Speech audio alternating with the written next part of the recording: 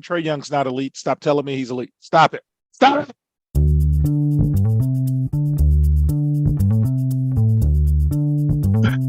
Greetings and salutations, and welcome to the Odd Coaches Podcast. I am your host, Dr. Keith Adams, and with me today is my tag team partner.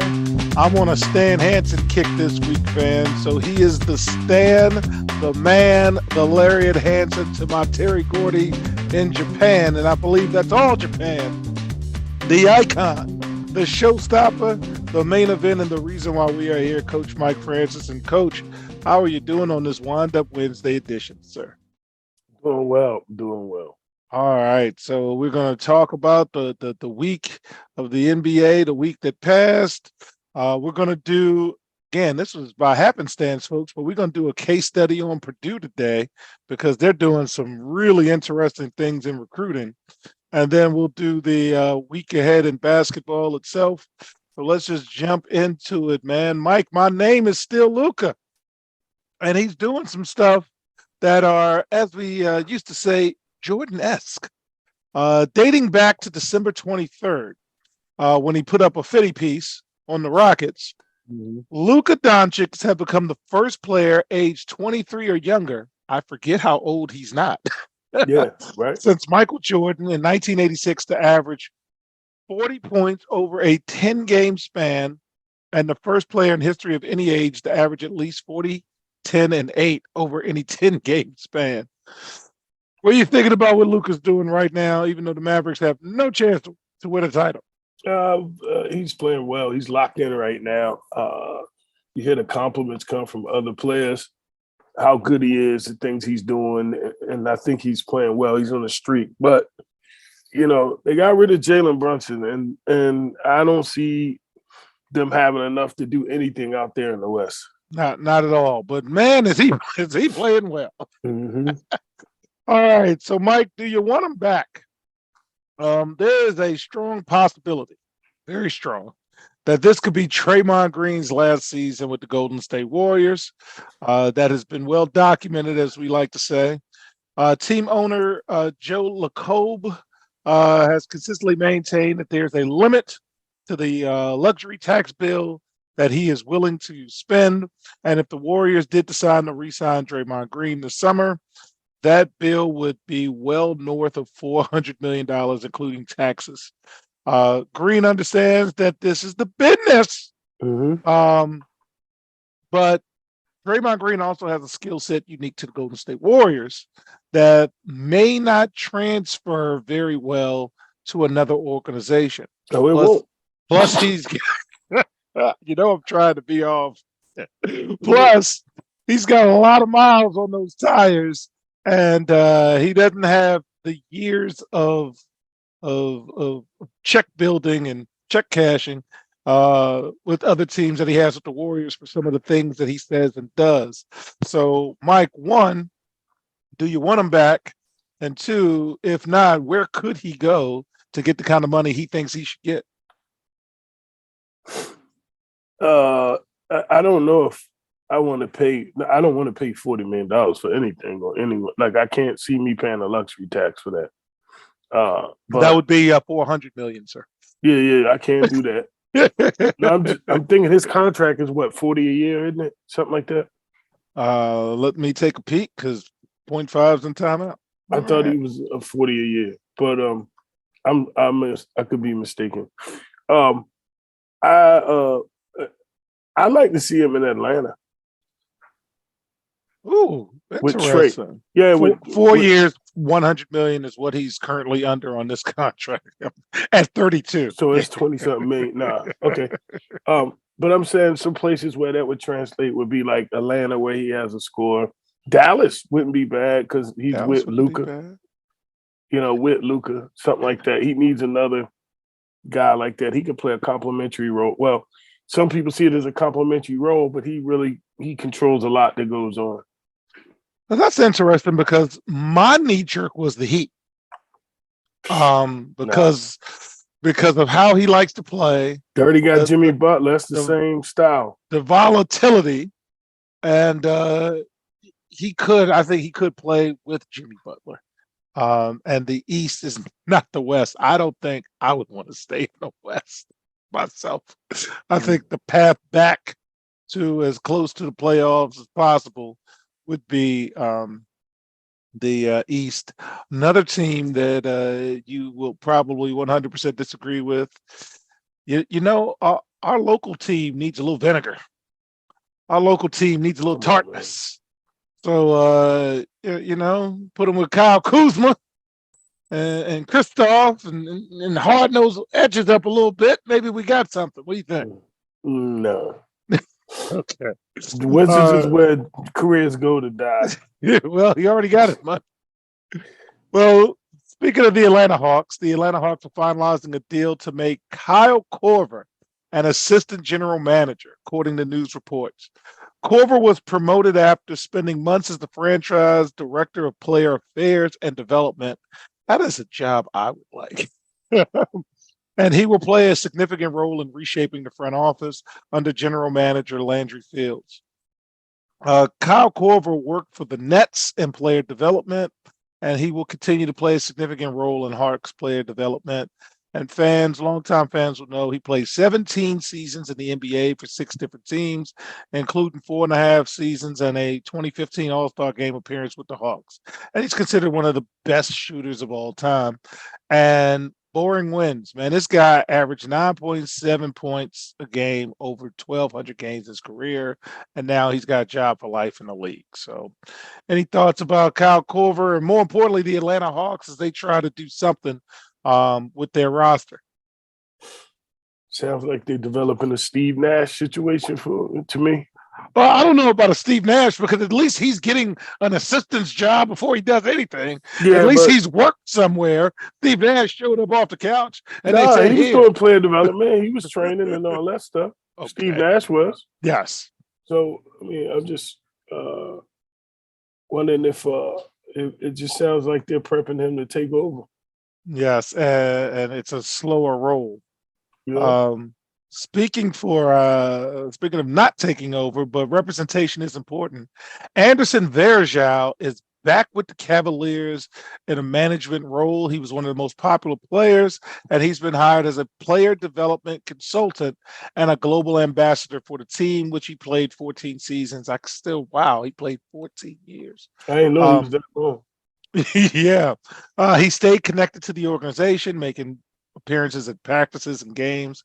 And in his new role, he will help develop players on the floor while working with coaches and front office members during the season. He's also a native of Brazil, so he will travel, especially in Latin America, to expand the team's global reach.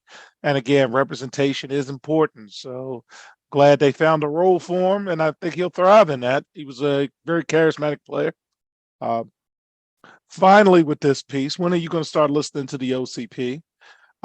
We talked about the Hawks a little bit, and let's get back on the court. Fans, friends, everyone, Trae Young's not elite. Stop telling me he's elite. Stop it. Stop it. What does he do when he doesn't have the ball in his hands? The Hawks are 20-22. They're in ninth place. They're 4-6 in their last 10 games. And when they had that run, I believe we were on the air, and I'm like, they're not good. They had a nice run. Enjoy it, but don't think that you're good right now. You're good right now, but you're not overall good. I think Young is an average player with a lot of confidence and freedom from his organization to act like he's elite, but they're not winning games, and it's about winning games. Mike, am I being too hard on Trae Young? Yes. Tell me why, please. I'm not saying he elite. I'm not saying that. I will say he has an elite skill of scoring for his size. I will say that.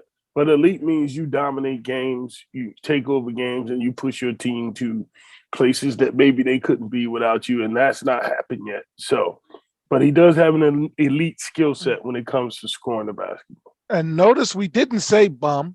We didn't say he couldn't play. Right. But you keep putting, not you, but the media, fans, whatever, keep telling me he's Steph Curry. And I'm like, no.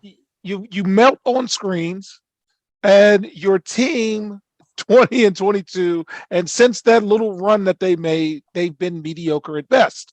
Mm-hmm. So they made some trades, and there's another fella that came in. I forget his name, and again, why should I remember 20 and 22? But he got traded in or something, and it's supposed to be a good 1-2 punch. Forgot the other guard's name.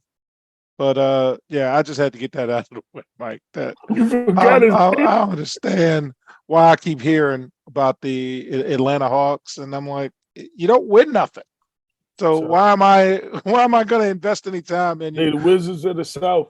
That is a good time to take a pause. And when we come back, we're going to really break down Purdue basketball. I ran into a story this week that I want to go in detail with my partner, and I think you guys will enjoy it. And we'll be right back after this short break.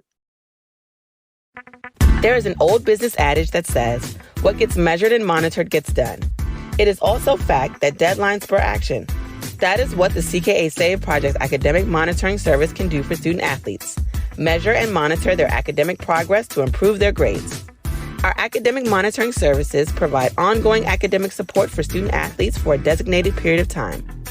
Our academic success coaches work with student athletes on time management and organizational skills, along with improving their ability to self-advocate. Every few weeks, our academic success coaches meet with student athletes to assess their academic progress, as well as provide ongoing academic advising. If needed, student athletes have access to CKA Learning Specialists who provide virtual core subject academic support for student athletes.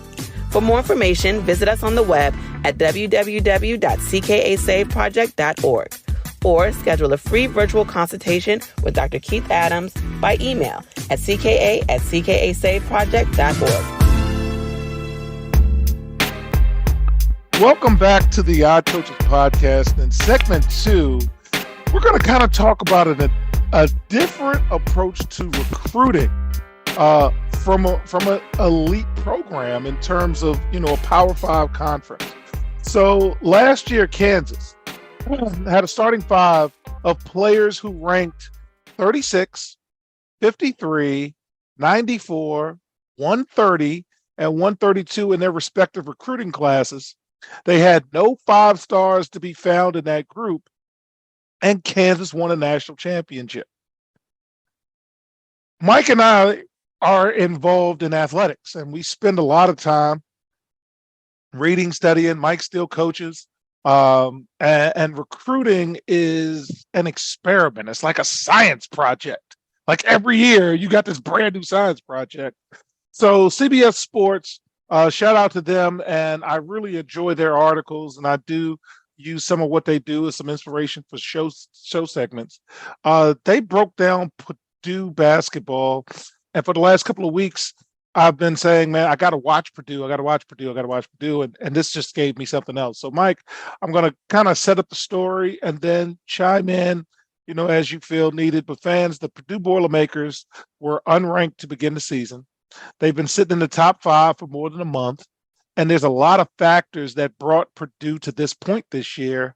The biggest decision being, wait for it, Coach Matt Painter made almost 9 years ago when Purdue finished 15 and 17. Those 17 losses bothered him to the point where he totally changed how he did his job.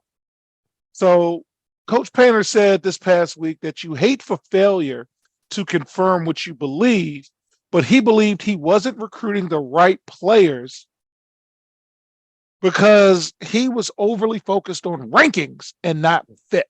Mm-hmm. So he said to his staff, let's ignore rankings. Sounds like a colleague of mine. Let's ignore who's recruiting them. Let's ignore some of the things that don't matter. And the 2013-2014 team was the last time Purdue was mediocre. When he got right down to it, Matt Painter said, I'm like, how come these teams like Davidson and others are winning and we're not? So before we talk about the changes he made, Mike, any initial thoughts about what Matt Painter said in your own coaching? Well, I believe in, fit as well. Like I go look at a kid for a position, for what we doing, for where we at. I don't really give a shit about what nobody else say. Anybody can tell me about him. Hey, this is what a kid is. this is what the kid can do, but then he had to pass my test. You know what I mean? For instance, if I'm trying to recruit a stretch four, there's certain skills I want to see him have. I don't care how many starts by his name. Yes. I want to see what he can do and how least or little I have to teach him to bring him along. So I agree. Rankings aren't to, ain't to tell all the tell all. Yeah. Some of the best players were horribly ranked. Yes. 100%. Michael Jordan was a add-on to camp because someone else didn't come. And we all know the story, the great oh man, I forgot his name, passed away last year. So God rest his soul. But he was like, hey, I got this kid out in North Carolina. He could be here too. He's pretty good. I saw him. I thought he was the best player nobody knew about. Tom Kachowski. Yeah. Yes. Here comes Michael Jordan. Yeah. So let me break down the changes Purdue made. And here's how Painter and his assistants built one of the best teams in the country. So Mason Gillis, he was ranked 220 in the class of 2019. And the fit, he had intangibles that affected winning. Painter didn't know anything about his game until he saw him play in high school. He didn't even see him play on the grassroots circuit. And this is not a slight to the grassroots circuit. This is how Purdue did their job and what they thought. So he played at a high school that other good players had played at, and he played a 5, and now they saw something in him, and he's really blossoming. So that was Mason Gillis. Zach Edey was 440 in the class of 2020. Okay. The fit, he looked really good in workouts. I liked his hands, his ability to move. 440. He liked his hands, and his ability to move wasn't great, but it was great for his size. And again, Mike, I'm seeing you as a coach, and there's been times in our lives that I'm like, you got him? Dog. I don't care what you saw for them, because I'm not going to ask him to do that for me. I'm going to ask him to do this, and he's going to do this very well for me. Yeah, he's very good at this. Watch him. And that's similar to me. You look at a Hood roster. I'm looking at our championship roster. And it's a lot of guys that not everybody would have wanted. So he is the forerunner for the National Player of the Year now. Again, a kid, 440th in his class, killing it. 440. I can't believe that. Yes.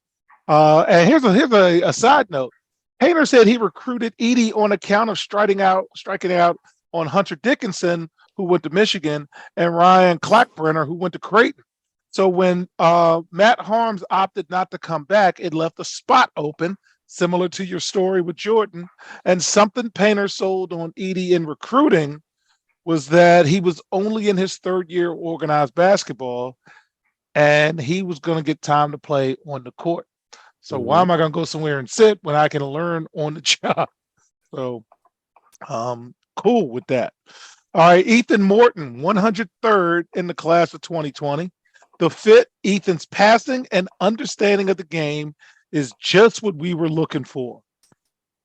The staff was on this kid as a sophomore, offered him immediately, and stayed on him. Painter was intentional about scouting him solo multiple times. Purdue beat out Michigan, Indiana, Ohio State, Pitt, and others to get him. He's been an ideal role player since he's arrived. And one of the things that I'm big on, Mike, is they're difference makers and they're role players. And there's very few difference makers. And the majority of your players are role players that fit some type of role. And if you're able to stop the other guy's best player, you're going to play. All the time. You're going to play, because we just talked about in the first segment, Draymond Green making money. And if you just take an individual talent, I can't tell you what he does well, but when you put him in the collective whole, I can't play without him. I can't play without him. I got to have him. I got to have him. And then we got Caleb Furst. So he was 65 in the class of 2021. He is the, quote, superstar of the list. He's a local talent and one that Purdue prioritized early. Message to our local teams. He was a priority locally. He had no shortage of people who wanted him. But one thing that helped was that his high school coach, Painter, got to know him, and his high school coach passed away. But again, the Division I Power 5 college coach was not too good to spend some time with the local high school coaches. And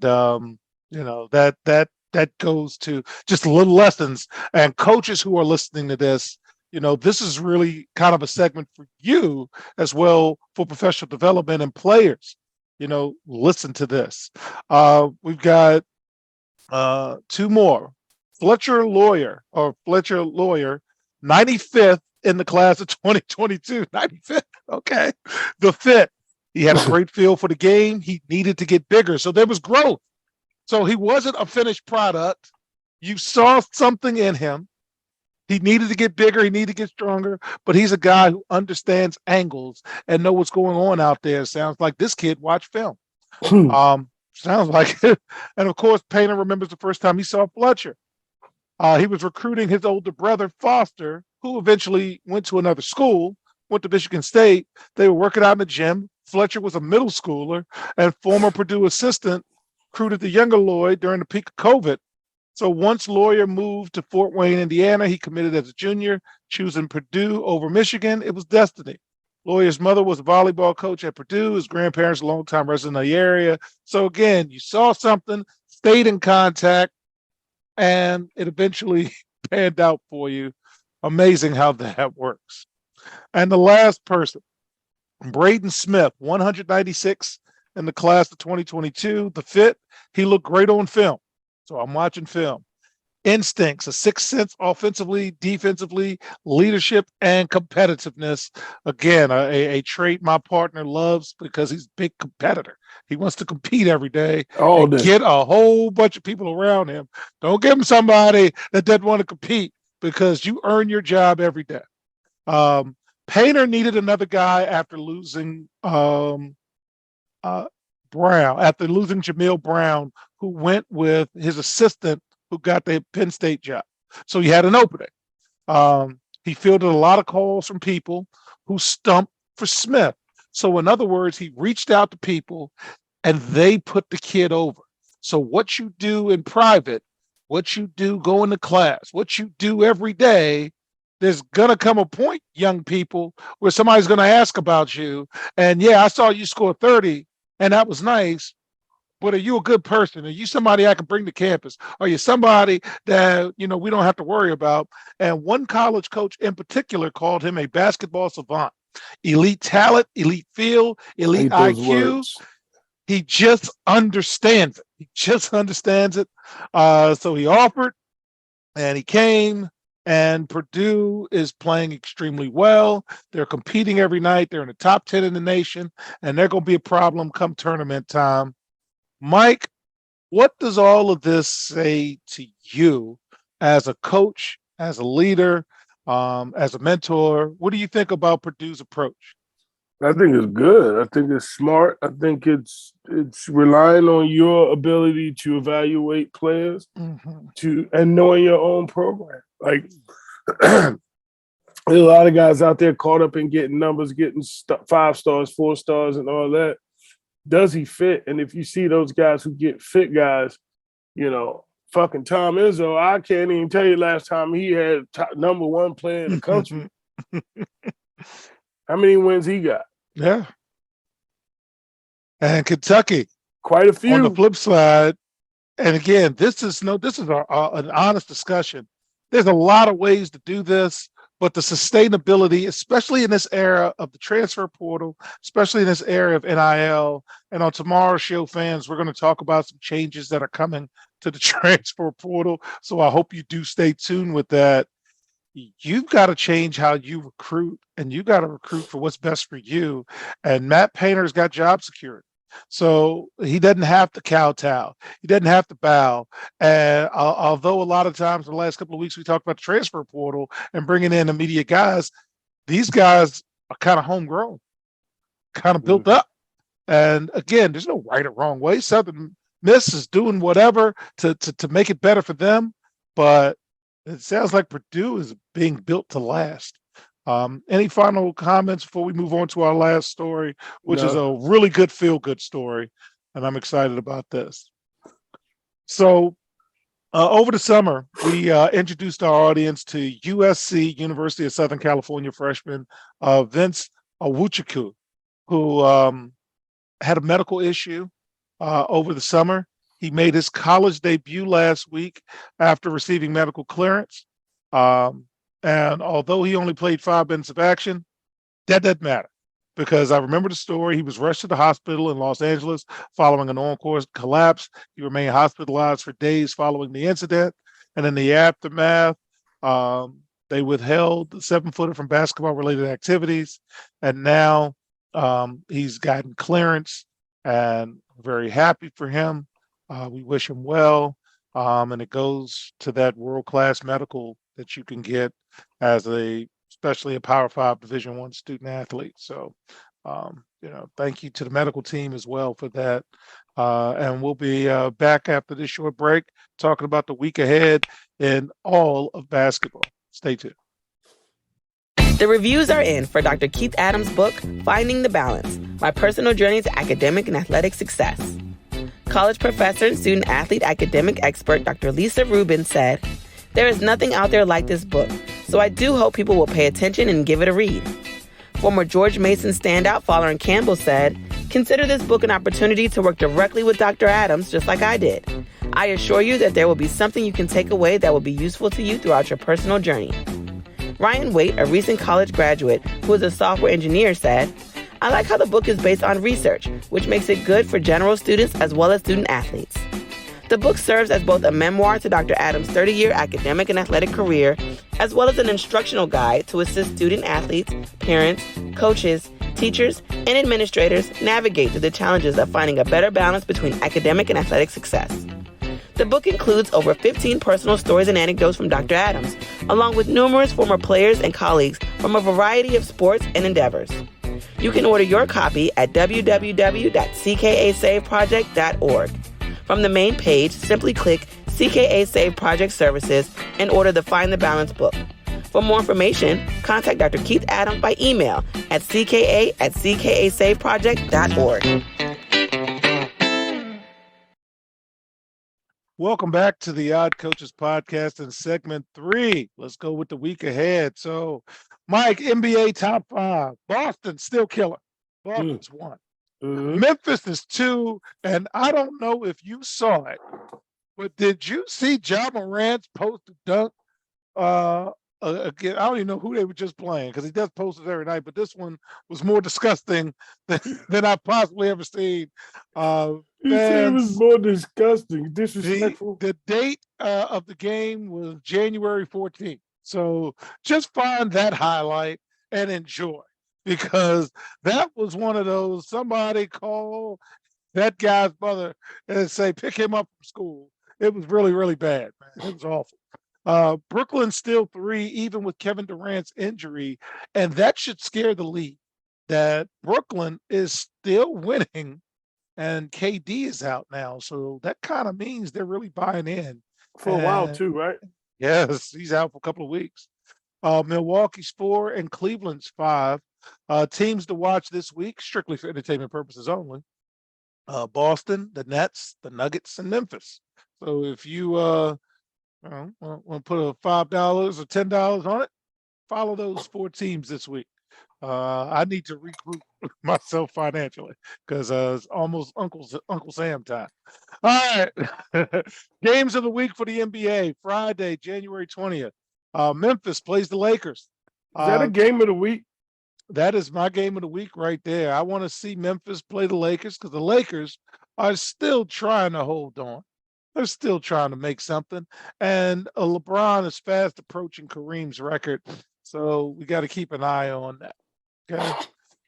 And Saturday, January 21st, so my partner could not make fun of me. Milwaukee's playing Cleveland. There's a good game. Are you bad? Giannis hurt. Giannis hurt? Yeah. Dang, man. What y'all doing? He missed, I think, the last 2 games, maybe. Jiminy crickets, man. He didn't play against Miami the other night because of back, something wrong. Oh, I don't know. no. He had an injury. Hope it ain't his back. No, don't be his back. We don't have time for back injuries. All right, NCAA men's basketball. Houston Cougars are #1 in the nation, and I like them. So I gotta good. see him play. Man, you do. Kansas is #2. Purdue is Oh. #3, and I gotta see them play. Alabama's 4, and Alabama's gonna be a problem, man, in the tournament. Alabama's got some kid killing.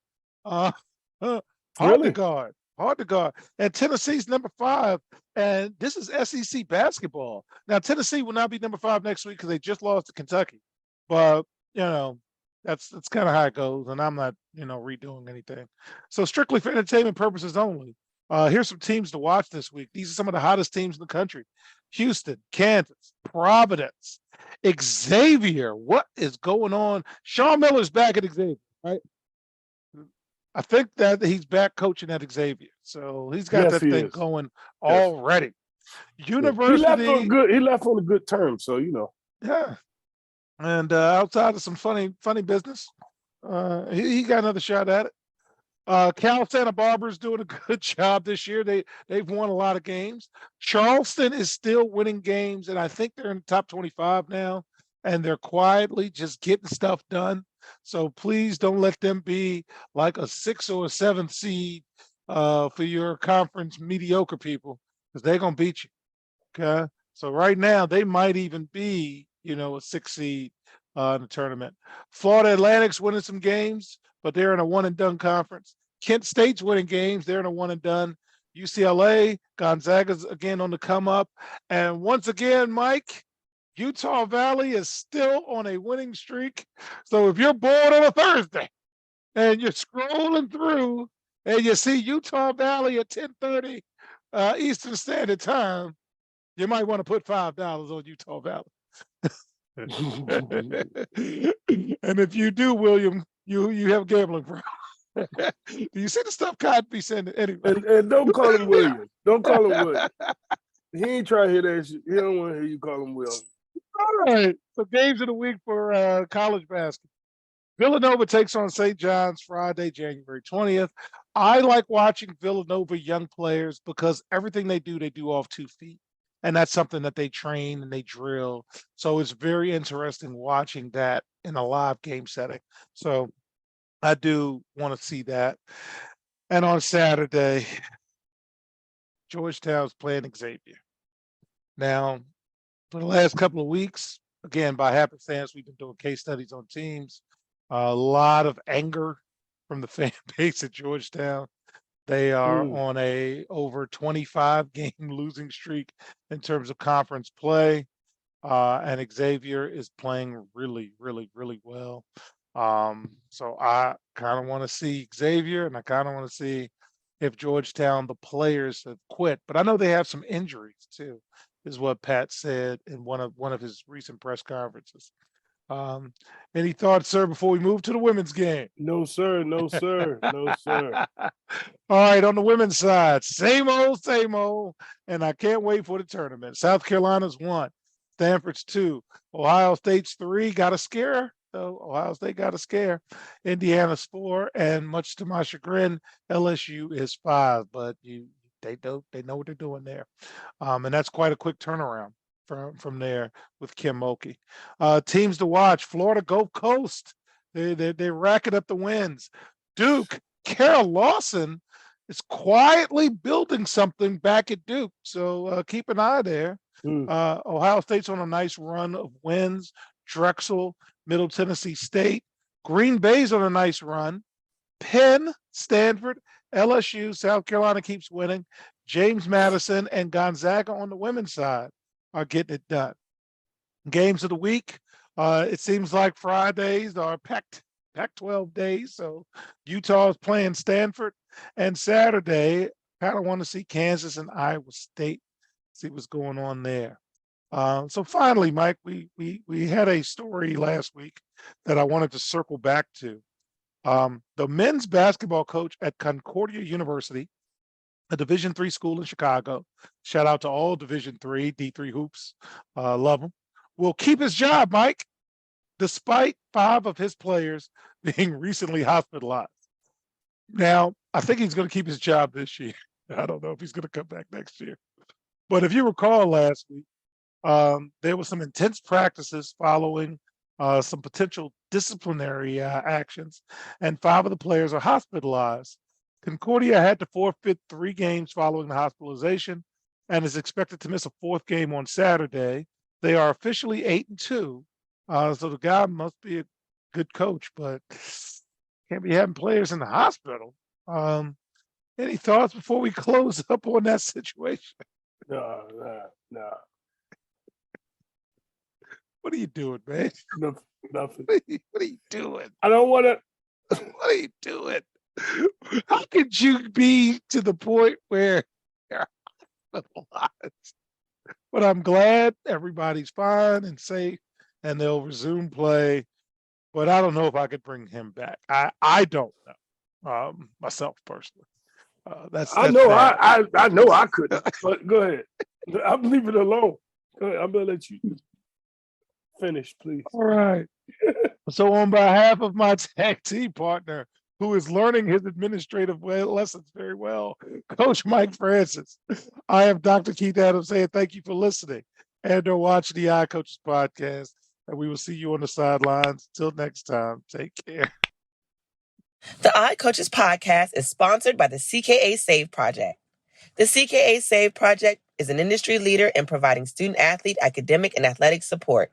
From assessing student-athletes' academic and athletic skills, to measuring and monitoring student-athlete academic progress, to improving student-athlete time management and organizational skills, the CKA Save Project provides wraparound services for student-athletes from middle school through college.